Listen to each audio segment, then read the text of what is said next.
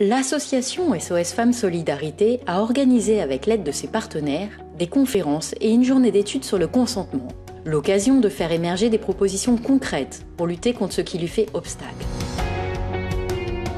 Lors de cette journée, de nombreux thèmes autour du consentement ont été abordés, mais également des ateliers permettant d'échanger, de sensibiliser, d'informer et de mieux comprendre ces enjeux. Le dictionnaire Larousse nous dit que le consentement, c'est une action de donner son accord à un projet, un acquiescement, une approbation, un assentiment. Au moment où ils ont réfléchi au contrat social, ils se sont dit « Ah, mais qu'est-ce qu'on va faire des femmes ?»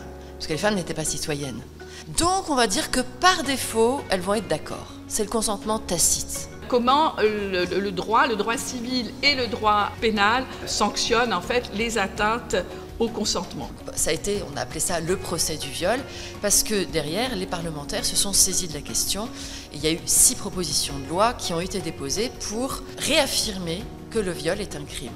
Là, nous sommes devant le Sénat, où certains s'inquiètent en 1978 qu'un mari puisse être condamné pour viol. Ce qu'on va essayer aujourd'hui avec notre intervention, c'est d'expliquer comment le consentement ou le choix ou la culture de viol, c'est pas une question individuelle, c'est une question sociétale.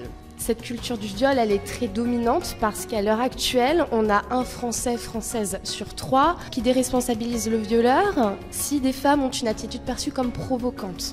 L'idée, c'est vraiment qu'on puisse sortir de cette journée avec des éléments théoriques qu'on a vus tout au long de la journée. Et aussi des éléments qui se disent « Tiens, ça, je peux mettre à l'œuvre à mon boulot, dans mon environnement, etc. » On a proposé aux personnes qui ont participé de faire un débat mouvant. La première phase, c'était les jeunes n'arrivent pas à parler de consentement, d'accord, pas d'accord. L'idée ensuite, c'est de prendre la parole et d'argumenter pourquoi vous avez choisi de vous mettre là. Oui, pas d'accord. Mais je pense que le consentement, ça se valide dans tous les sujets de la vie de tous les jours en fait.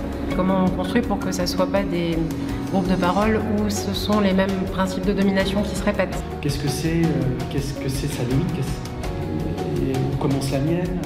Personne ne parle des directives anticipées pour les personnes en situation d'handicap. Il y a des patients pour qui le toucher est insupportable, donc on est gardienne de la physiologie. Une journée pour faire avancer ensemble les combats que nous menons.